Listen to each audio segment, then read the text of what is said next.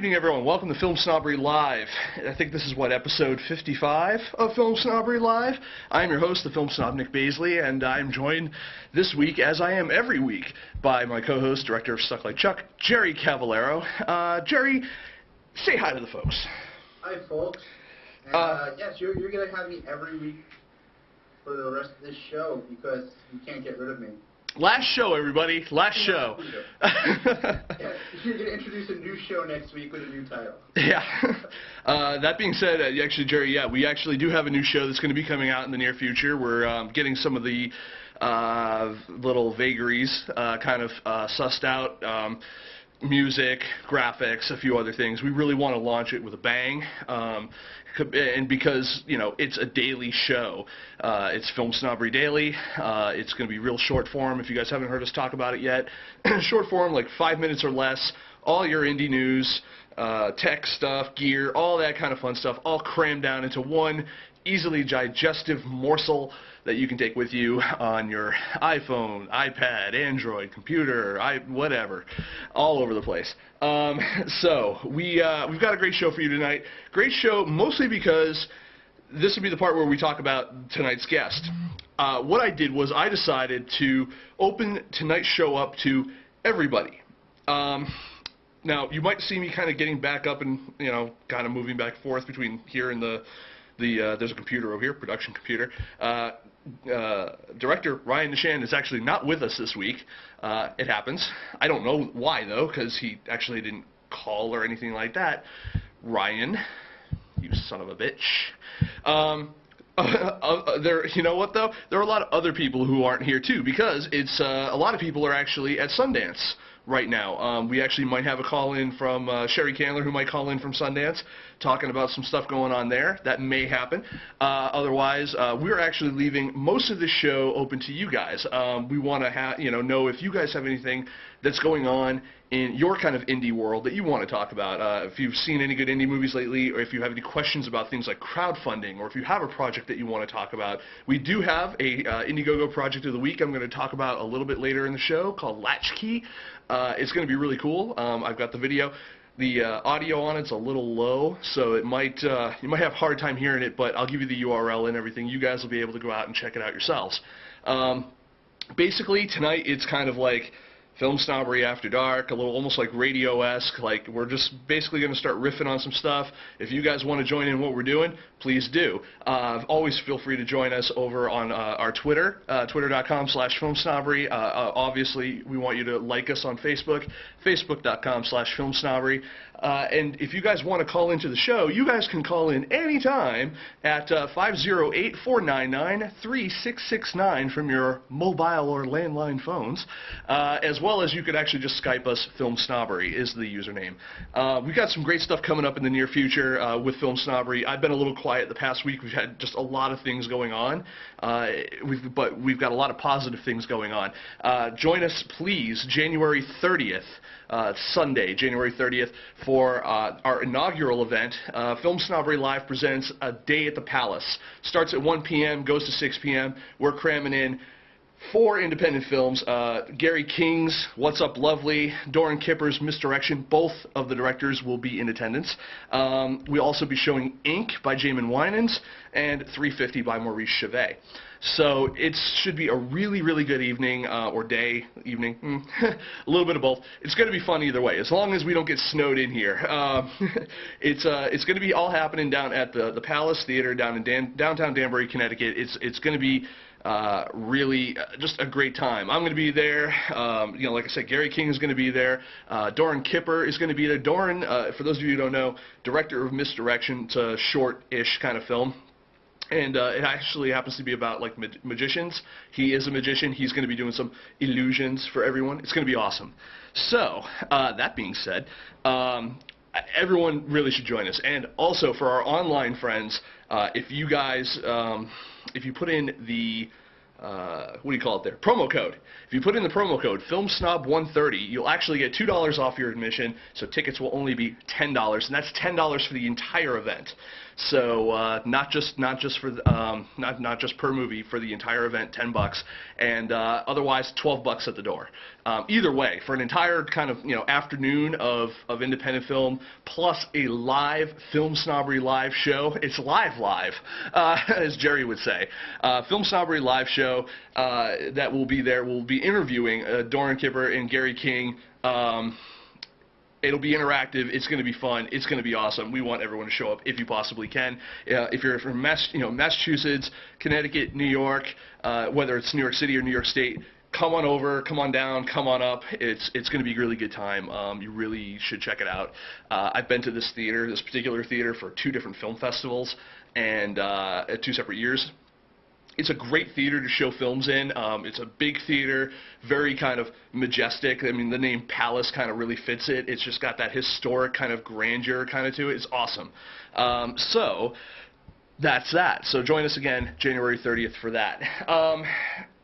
We have some great guests that we're lining up for the near future for Film Snobbery Live. I can't get into any details, but they're people you've heard of, which is saying something for this show, because generally we kind of stick to the up-and-comers, the people, the underdogs, people that kind of need a little bit of an extra voice. But we've got a couple people that are going to be coming up that you guys have heard, that you know, that you love, and hopefully we'll be able to, for those of you guys who are out there and struggling, maybe you'll learn a thing or two from their experiences. It should really be a great time for everybody. I'm really looking forward to having these people on the show, and really looking forward to having them interact with all of you out there. So, Jerry, let's talk a little bit about some of the different things that are going on in the indie world. One of the big, I know you didn't read up too much on it. To be fair, neither did I. But one of the big things that people have been talking about recently, it was a big news this week, Snag Films, for those of you guys out there, Snag Films, owners of IndieWire.com, just actually successfully raised over $10 million in venture capital. From what I understand, a good portion of that money actually came from Comcast. I could be wrong on that, but that's the rumor mill I've heard. Jerry, what kind of experience do you have, or feelings do you have towards Snag Films in general, or IndieWire? Now, the cool part about the whole Snag Films thing, sorry to kind of interject in my own question, but the cool thing about the Snag Films thing is one of the things that they've been talking about is that they've been wanting to open up independent film distribution, and they specifically said, like, independent film distribution. They were accepting more independent, full-feature independents as opposed to shorts and stuff like that. I guess they're going to try to do a more broad distribution plan for them. Jerry, do you know anything about this story or anything about either of these 2 companies that maybe the other people out there don't already know, or anything that, do you have a take on this?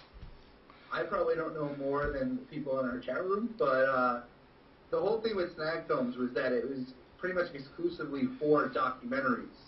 And I've looked up, like when I was looking up like distribution options and stuff in the past, they always seem like a really cool place to distribute. They have their name is pretty big. A lot of people know Snag Films. They're associated with a lot of sites. You can see their players on a ton of places. But it's always been exclusively documentaries. And that's what a lot of sites have been reporting on, that this $10 million is pretty much going to expanding from documentaries to indie films. So to have like to have some fiction films like feature length, I think that's great, because in the past they've shown that they can handle the distribution for documentaries. So I think it's really cool. Although I'd like to know more details on it, since they're really, from the few articles I've read on it, there's really not much information about what the financial structures will be with these indie films.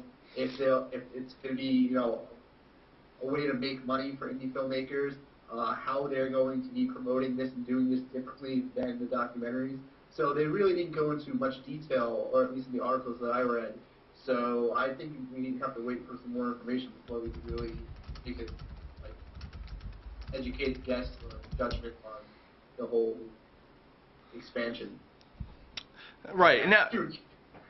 Now another quick question for you, Jerry, and I guess a question out there to the audience as well, is that being the fact that Snag Films also owns IndieWire, which is a news source, ostensibly, do you feel that there's any sort of conflict of interest for the promotion or coverage of some of the things that maybe Snag Films is courting, as opposed to, I mean, it's kind of almost like having the newspapers working for the studios, and some of the other media kind of tie-in stuff that is generally frowned upon by, by a lot of the conglomerate stuff that, I mean, I guess that sentence really doesn't make sense, but you know what I mean.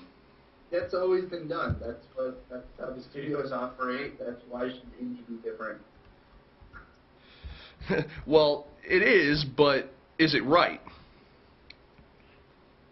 I don't know. Now we're getting into like semantics of this. This is. Yes. Why not? That's what the show is. Well, what do you feel, Nick? What do I feel? I feel that journalism should be separate from that kind of side. I mean, we've had offers. And you know this, Jerry. We've had offers and suggestions from people to become an independent film distributor, whether online or otherwise, because we happen to have a lot of contacts that are distributors or financiers and stuff like that. So becoming producers, becoming distributors. But the fact of the matter is, though, is that from a journalistic standpoint, if we were to do that, I kind of feel that it's not like selling out, but I feel that especially the people who are involved in those projects that aren't us would almost expect us to cover them more heavily because because we're involved. I mean, we already get that enough with film festivals, to be honest with you. I mean, we get in bed with a film festival to cover them, and there are expectations that come along with that, and the expectations are that they put out a press release, we either reprint it, retweet it, Facebook it, whatever. Without any real regard as to the content, you know what I mean? Like a lot of these, we have people on our show even where, we'll work with a film festival, we'll set up a special set of shows, or we'll do whatever to help promote, their official selections or the festival itself. And the fact is we don't have a lot of say as to, really the content of those shows. It's like the filmmakers will come on, or the festival directors or whoever will come on, and we kind of have to make the best of the situation, regardless if they have a following, if they've brought an audience, if whatever. I mean, we don't really have a lot to do to reach out to expand upon anything. It's kind of like run and gun, So I don't know. I mean, I guess it's just for us even. It's a very tight line to walk where you get involved with so many different things, and then you then have a responsibility to kind of expound upon them without really much editorial kind of leeway.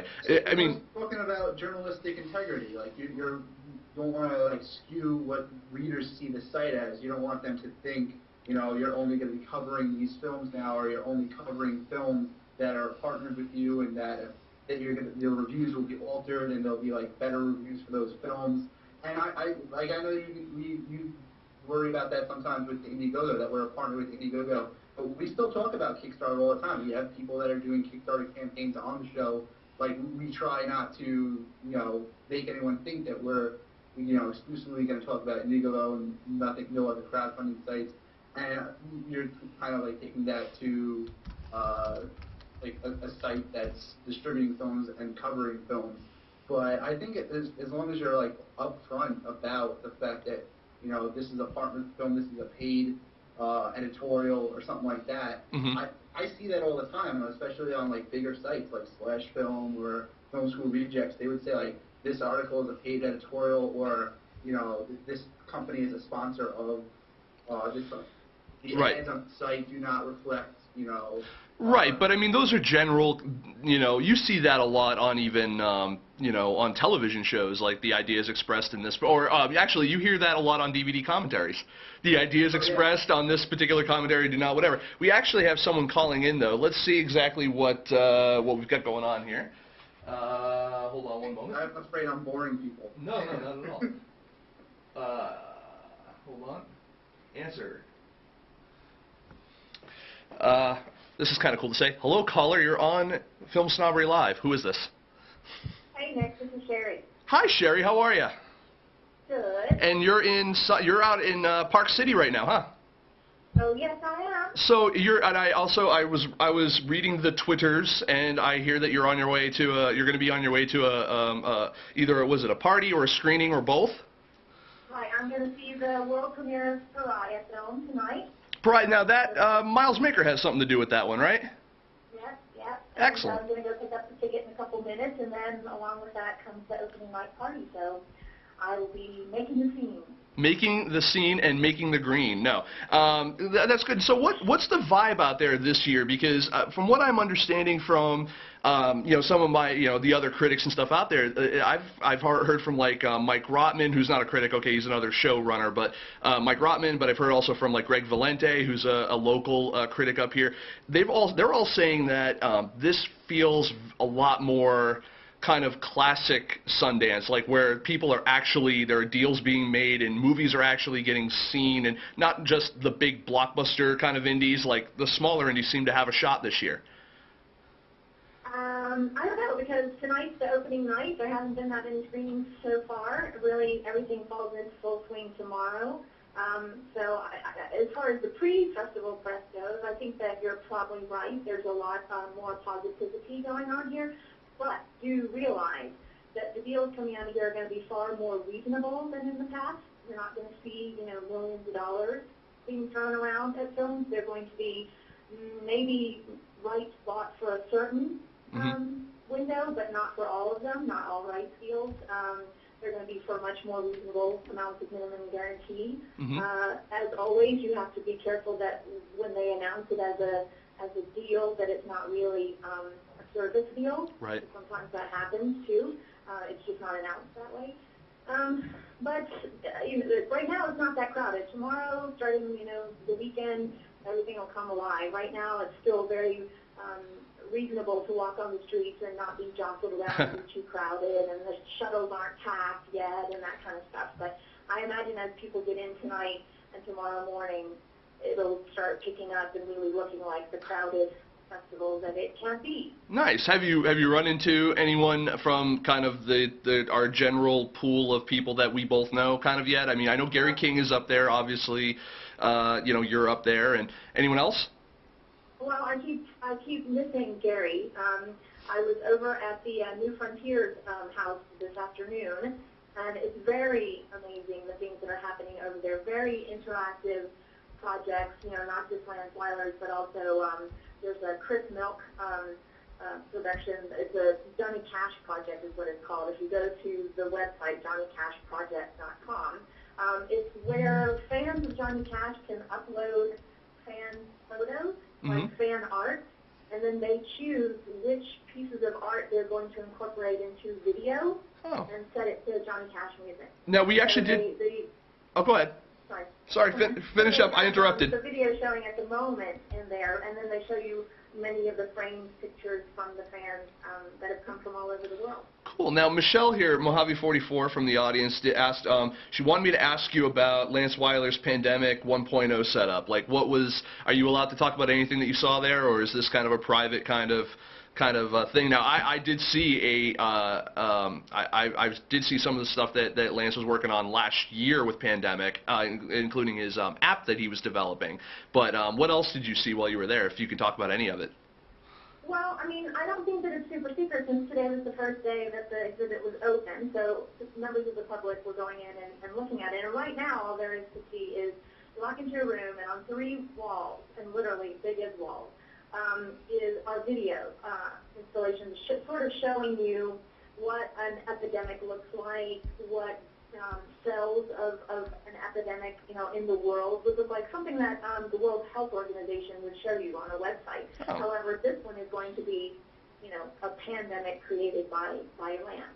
And, it's that area in the New Frontiers is going to be the mission control for the whole thing. And the whole thing doesn't start until midnight on Friday. So there's a lot of stuff that's going to be happening, and I'm not going to go into all of it right now. I think that if you go to the hopeismissing.com website, they will explain more about what's going to be happening and stuff like that. But if you also, she told me, if you follow the hashtag hopeismissing, you'll start seeing tweets from people who are finding stuff and getting infected and that kind of thing around the city starting on Saturday, and it will run till next Wednesday. So it should be pretty cool, pretty interesting experiment to see, how his whole project comes out. And also his short film that's related to it is already on the YouTube screening room. So if you check out YouTube, you can find Pandemic on it and watch. Now, They had, speaking of the whole YouTube screening room. Now, I remember last year Sundance. I think it was Sundance had that kind of deal with YouTube where they were kind of trying a different type of distribution platform with them. Do you? And we all know it really wasn't very successful. This year, do you see any difference in both either anything that YouTube or Sundance has done to kind of expand that or to bring more awareness to it? I think they've definitely brought more awareness to it. From my understanding from John Cooper when I questioned him about it at Cannes, the reason why it wasn't so well received last year is because it was really a last-minute deal. They really didn't have all their facts together and have the situation straightened out too long before Sundance started. So there really wasn't much momentum in the press and getting people aware that this was happening. So the views were low because of it. So I think that this year, since it's happened before, people are more open to looking at it again. And I think that they'll find more views, the film getting to be seen by a lot more people than has been previous. Excellent. And then, a lot of the shorts, which last year the shorts were not on the screening room, I don't think. So that's a different situation for them. And then they're also doing the festival selects around the different cities so people can watch films from the festival in their hometown at the same time that they're screening here. Oh, that's excellent. That's cool. Now, are there any films out there specifically? Like I know that around this time last year, when you were at Slamdance, you were repping and working with a couple of different films. Are you there with any particular films this year or anything like that? I'm working with a short film that's at Sundance, and the filmmaker's name is Trevor Anderson, and you can see his short film, The High Level Bridge, on the YouTube screening room. It's part of the shorts that are being screened on YouTube, and it is a darkly humorous look at the Edmonton High Level Bridge and the role it plays in suicides for the people of Edmonton. Huh. So I'm not going to say any more about it. I'm just going to tell you to go look at it, go watch it. It's only 5 minutes, so it doesn't take up too much of your time. And my job basically here is not so much to get reviews of the film, but to introduce Trevor around as a filmmaker to know and sort of build up his identity, around the festival and around the industry. He's Canadian, so we definitely get a lot of good press out of the Canadian press because they want to cover their countrymen here at Sundance. But he got a shout out yesterday on IndieWire because his short has been picked up for distribution by the CBC, which most short films don't get distribution. So Correct. It's an unusual story as well that he is going to have distribution in Canada anyway, both on broadcast, VOD, and digitally. Oh, that's excellent. That's excellent. I always root for the Canadians. I don't know why. Maybe it's because I've got that French-Canadian side to me, but I'm a very big fan of Canadians. Now, are there any films out there specifically that you're really looking forward to seeing? I mean, I know there's always a couple films at every festival where those are the films to see. I mean, are there any that you're really excited that you're hoping to get into?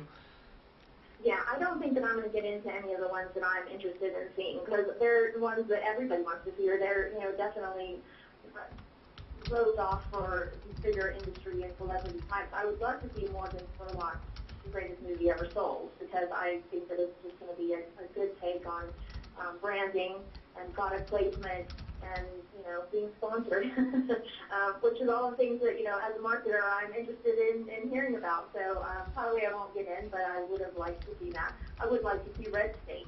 In fact, I'm not probably going to see Red State, but I would like to just go and see the ticketers outside of the theater for Red State because I hear that the Westboro Church is going to come up and have some ticketers out on the street, and so that should be a good scene. That should be good. I mean, it's. There's going to be a better show outside than there is in the theater. Well, hopefully Kevin Smith isn't out protesting his own movie like he did with Dogma. That was hilarious. I've seen that footage, and it's absolutely awesome. I know that Kevin Smith was talking about he was going to auction off his movie. Is he still planning on doing anything like that, or is that more of a publicity stunt for that or whatever? I mean, do you know anything else about that? I don't know anything else about it. I only followed on Twitter, Kevin Smith on Twitter, just like everybody else does. So, right. I don't have any special line into Kevin's mind or anything like that. But I would be really disappointed if he sold his rights away. He doesn't have to do that, you know. Not to say that he needs to get out there and distribute it all by himself or anything, but I think that he should kind of deal with, making it a service deal where he keeps control of the rights of his film. And he, helps to market the film. He, very famously said there is no audience outside of the Kevin Smith audience. So I don't see how an outside company can reach Kevin Smith's audience better than Kevin Smith can. And I don't think that he needs to depend on that. But, it is a lot of work, and some people are not into it, so he doesn't have to do it. So do I think they'll be auctioned off? I'm not sure. I mean, he's kind of wild, and this isn't, the highest budget film ever, so I don't see why not taking a chance and experimenting with that. There have been other speculations that he's probably already got his deal signed, and he'll just be announcing it, on site. I don't know. It would be interesting to see what he comes up with. He says it now. He says he's sorry that he didn't crowdfund the film, and I'm really sorry that he didn't either. Yeah. I think that he could have really made great history with being a very well-known filmmaker who used crowdfunding to support his production. Yeah, I mean, I go both ways on it myself. I as a huge Kevin Smith fan, I definitely would love to have seen him crowdfund something and be successful with it. And then there's the other half of me that says, well, what if what he raised didn't, necessarily pan out for what his audience expected. Like, instead of using the money for, like, say, a red state, he put it towards, like, Hit Somebody, or, like, there was some other kind of, Hollywood accounting trickery that kind of went into it. It just, when you have someone that's that high profile doing something like that other, hate to say it, like, let's call it regular people use, sometimes that kind of puts a stigma on that, and other people that might contribute to it, might not have such warm feelings about, going forward if something happened. You don't trust Kevin Smith. What? Don't trust him. You wouldn't give the money to him and say, just make me a great film and I'm going to love Kevin. You don't feel that way. I don't know. I saw Cop Out. Yeah, but that was like not his script. I know. He just directed it, and so he didn't have very much control over that project at all. I know. That's fair enough. I'm just I admire Kevin a lot because he's not totally dependent on filmmaking for his livelihood. He's definitely diversified himself that he can do lots of different things and be successful at it. Oh, absolutely. I mean, filmmakers should look to that. I'm. Should really be their own name and their own audience for that. No, I'm a devout listener to his smodcasts and not only his, but even like the offshoot podcasts that he's done, and I definitely follow him and the people that he's that have come up with him, and that's very Sundance too. I mean, because they all, you look at Soderbergh, Smith, Tarantino, Rodriguez, all those guys all kind of came up together, and they are known as like the Sundance Kids. So this is all very apropos talk anyway. Now, I guess I know you probably have like places to go, things to do, but I do have at least I have one last question for you, and that is, it's kind of a new year. It is a new year. And do you have any kind of big hopes or any big things that you are, really kind of expect out of independent film this year, or anything that you personally want to see independent filmmakers achieve, or the companies that support them, anything developed there? I mean, is there anything that you're kind of just like, man, I really hope this happens? I hope that the momentum that was started in 2010 continues to build. I know there's naysayers and there's the bitter people who still want to hold out that dream of Sundance and having the distribution deal come with the 7 figures and it'll all be taken care of for you and you don't have to worry about it. I hope that falls away quickly. I hope that doesn't happen anymore and that people are forced to have to adapt. And the ones who can't adapt, I'm just sorry, I can't help you. But can I think of anything big that I want to happen? I would like to see a platform, a digital platform, who really understands that their job is not just acquiring titles, but also to become known in the consciousness of consumers. Okay. I think that's the big problem, is we have a ton of sites that stream film, good. But nobody knows about the fights and nobody knows about the film. Right. So that doesn't do any good. You know, every day I read about a new digital distribution fight, yay, yay, and I'm like, yay, that's just what we need, another one that no one knows about.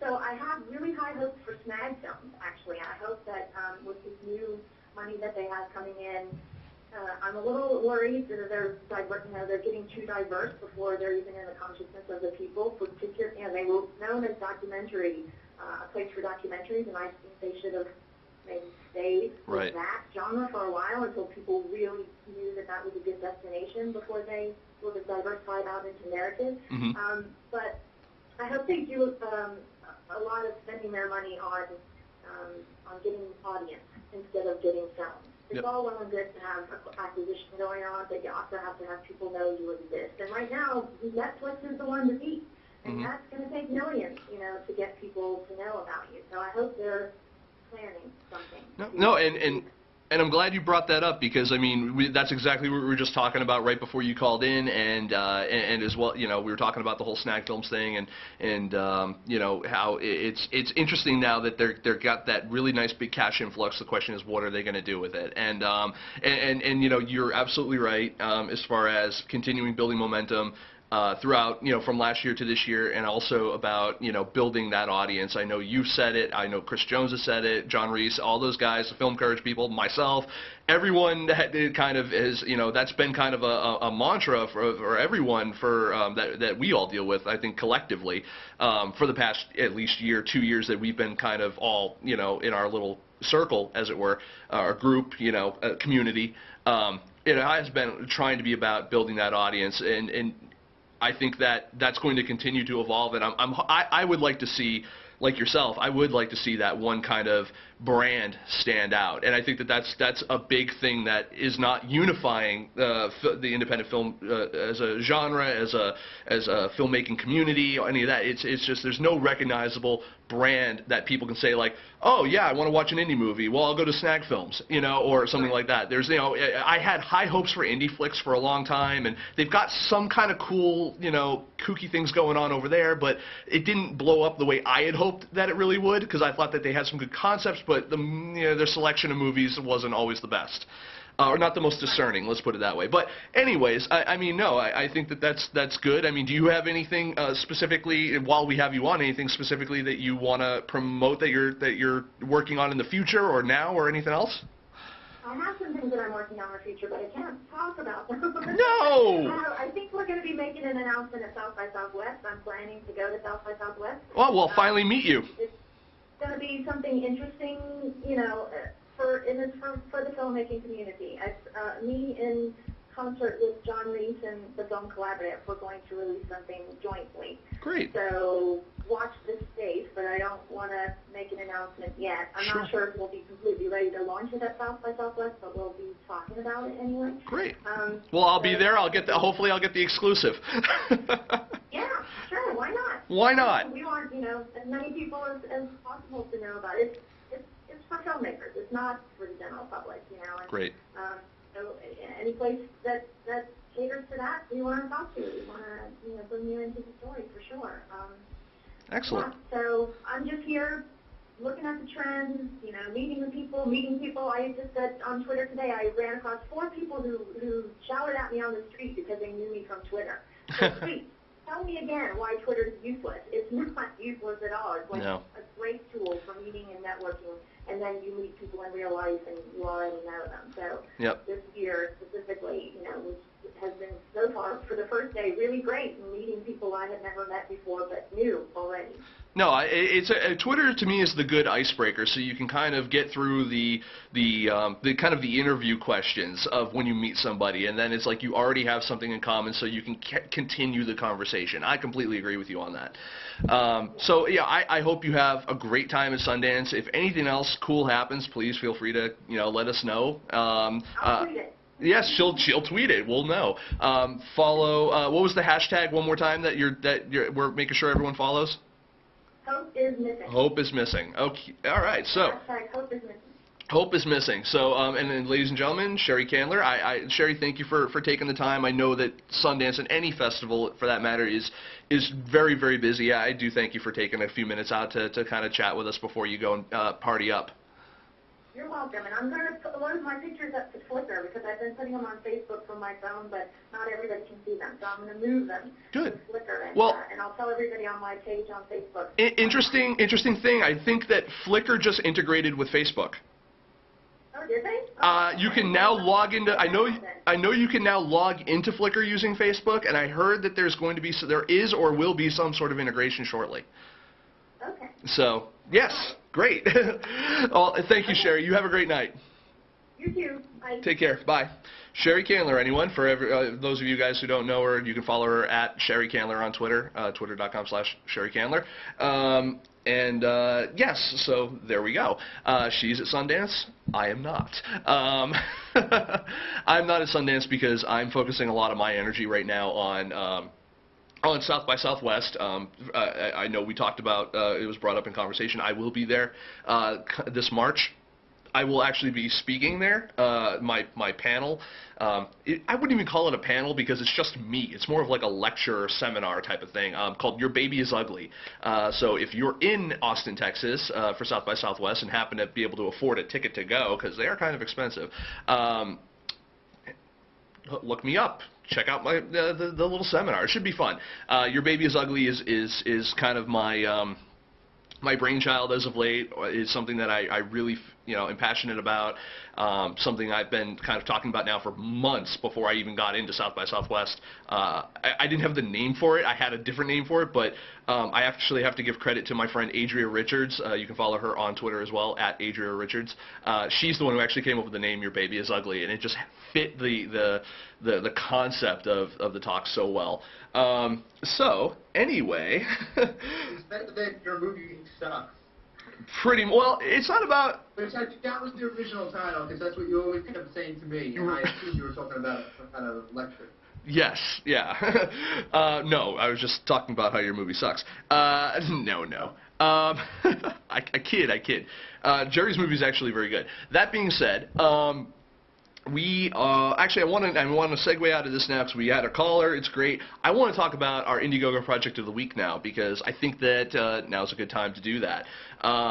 Our Indiegogo project of the week is called Latchkey, and it's directed by someone that you guys definitely know. You know her from she's an actress, writer, soon-to-be director. This is her. This is actually, I think, her first short, I think. But anyways, Jamie King. Jamie King, you've definitely seen her TV, movies, stuff like that. She's awesome. And the other cool part is some of the other people involved in this particular project are the director of Fanboys, which is Kyle Newman, and Trevor Moretz, who's the acting teacher of Javier Bardem, Chloe Grace Moretz, and also Jamie King herself. They're going to be producing.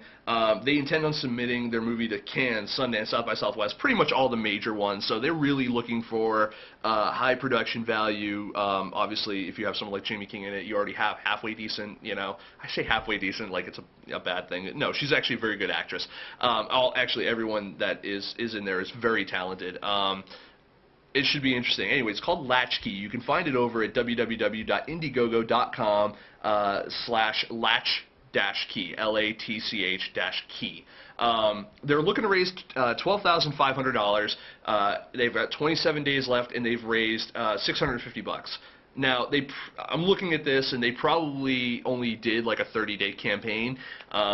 So $650 in like 3 days is actually not that bad, but they do need a boost. As always, we do say if you can't afford to give money, please give time.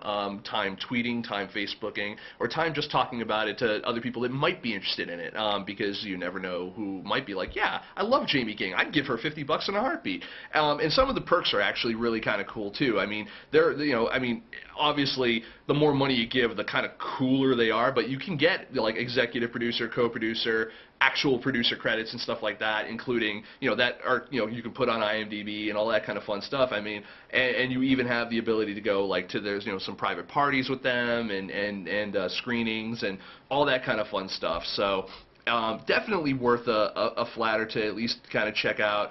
We're making them our Indiegogo Project of the Week. I have a video. It's their pitch video. It's all Jamie King, and actually a really cute dog, too. However, I don't know how well the audio is going to come out, because even on my computer before uploading it, it was kind of soft. So if the volume needs to be raised, just shout me out in the chat room, and I will raise it up a bit as much as I can. Otherwise, you guys can obviously see it over at Indiegogo.com/latch-key. I'm going to play that for you now. Be right back.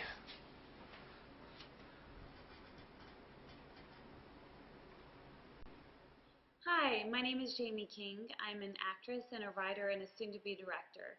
I have just written a short film called Latchkey. Latchkey will be my first narrative short that I will direct. It's always been my dream to be a director, and this subject matter is very dear and true to my heart. It is about a young girl who's 14 years old and her first day back to school after her mother died, and her inability to deal with her loss until the world forces her to do so. My dream is to film this in Omaha, Nebraska, where I was born and raised, and include the community of wonderful creative people there. We have awesome people that are on board. I'm very, very lucky to have the cinematographer that just won the Emerging Cinematographers Award from the Guild for his short that was at Cannes called The Big Bends. I have Kyle Newman producing, the director of Fanboys, as well as Trevor Moretz, the amazing acting teacher who coaches Javier Bardem, Chloe Grace Moretz, and myself, among many others. My prayer and intention is to raise $12,500 to be able to make and complete this short film. And we have awesome rewards and gifts to give you if you contribute. And some of the biggest ones are becoming a full producer, an exec producer, or a co-producer, which is really kind of awesome. So we'd be grateful for any contribution that you can make. I'd be really, really, really excited and happy to share this process with you. Thank you so much.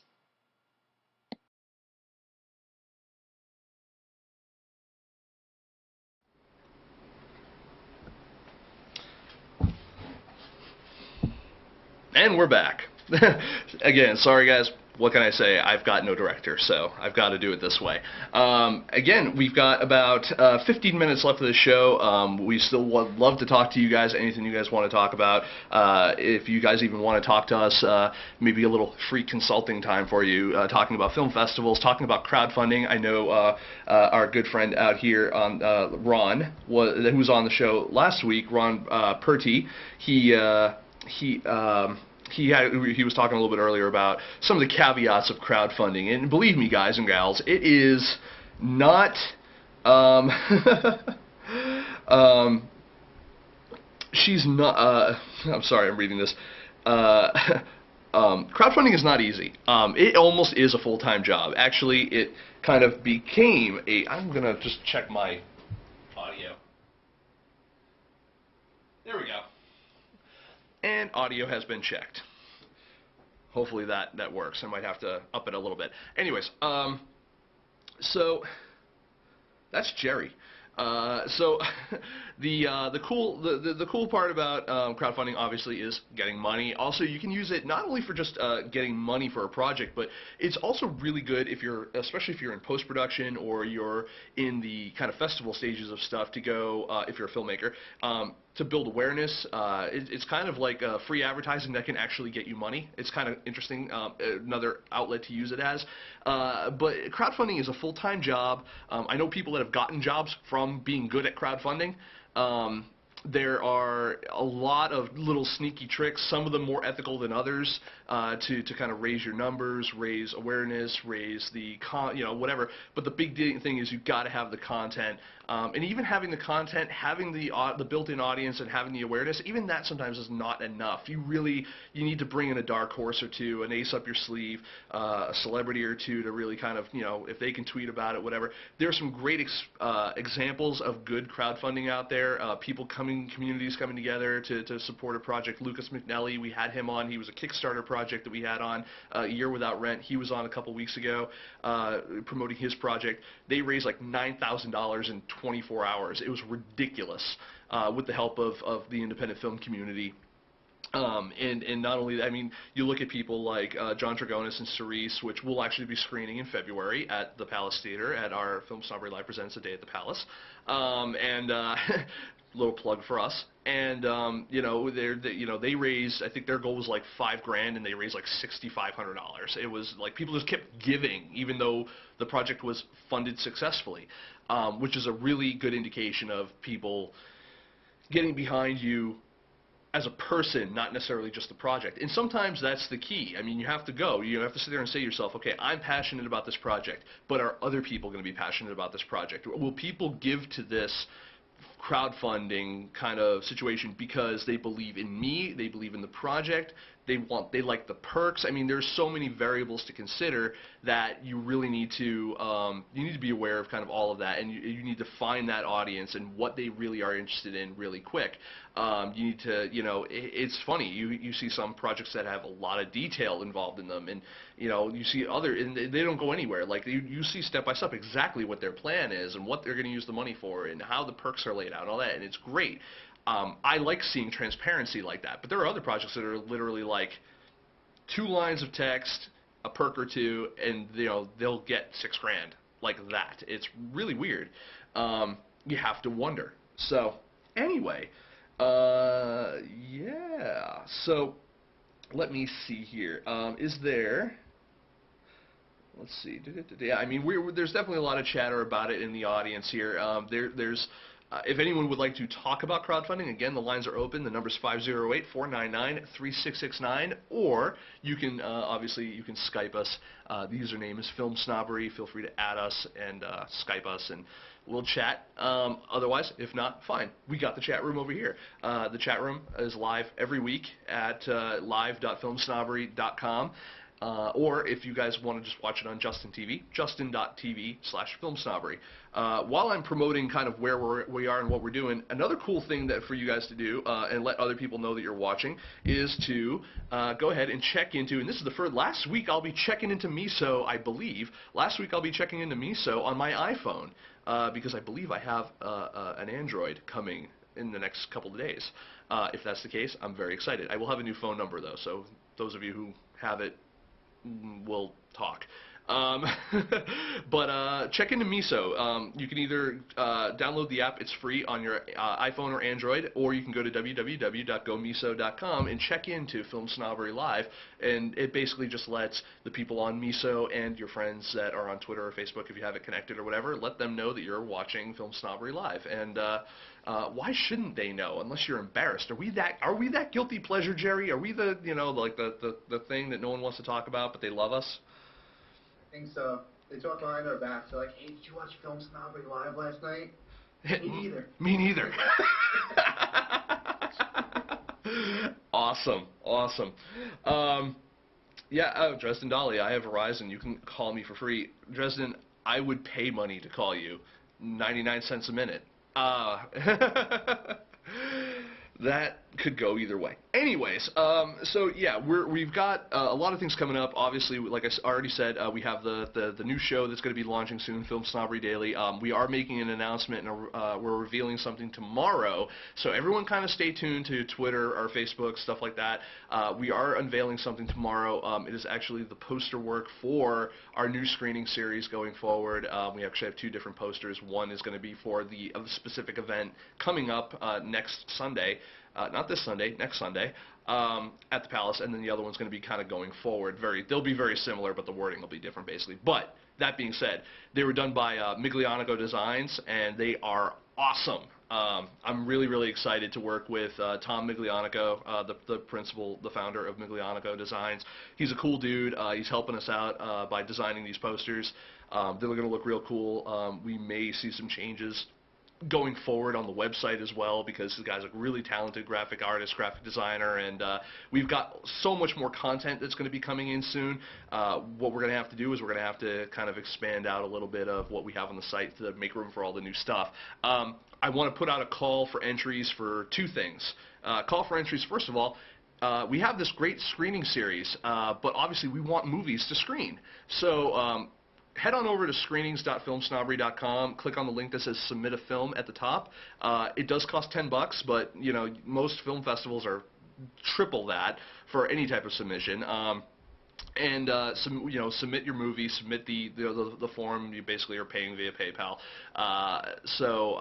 Submit the form and send us your movie. We want to see your movie. We want to screen your movie. The Palace Theater is 389 seats of goodness, not that far from New York City. Connecticut is a very passionate film state, and also very close to New York State and Massachusetts as well. All states that are very passionate about film and independent film in general. Or specifically. That being said, we have that call for entries out there. I highly recommend that everyone submit your movie. The more choices I have, the better I can program this thing. I really just I want the audience to be blown away by, like I have been, by some of the cool movies that I've seen over the past 3 years doing Film Snobbery. January 31st marks our 3-year anniversary, so congrats to us. So that's coming up. And then we also have I have a call, I know, right? Yeah, a little round of applause for us. It's been a rough road, but Jesus Christ, we've made it. The other cool thing is... Survived, made it.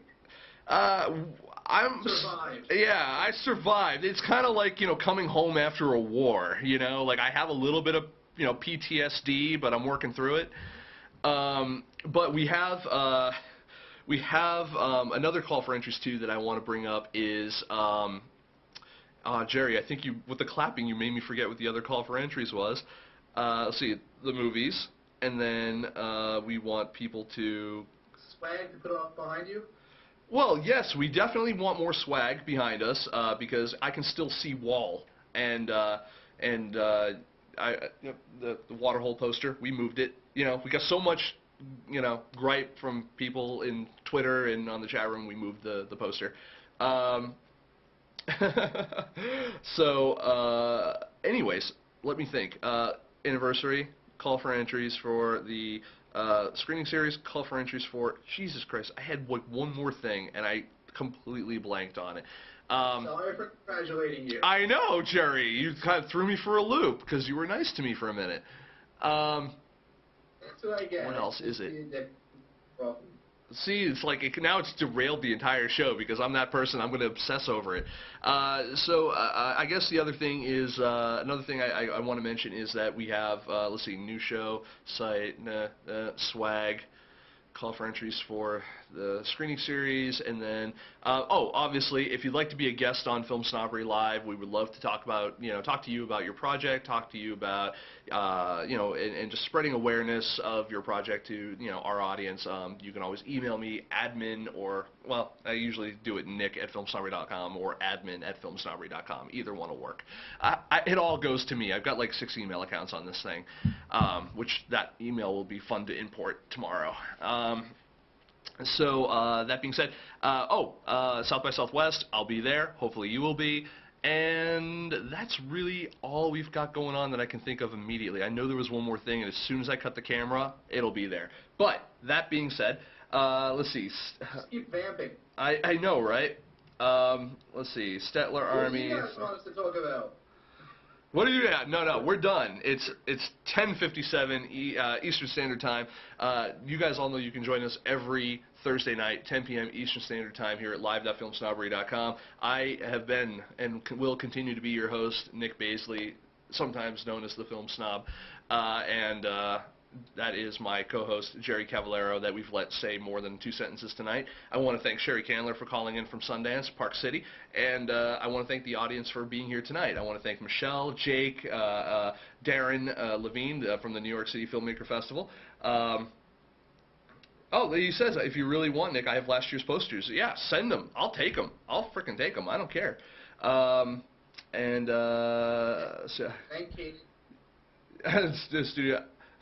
Althea says, you are going to give a copy of Final Draft away to me? Not tonight, but we'll work on it. Unless I've already promised you one and I forgot.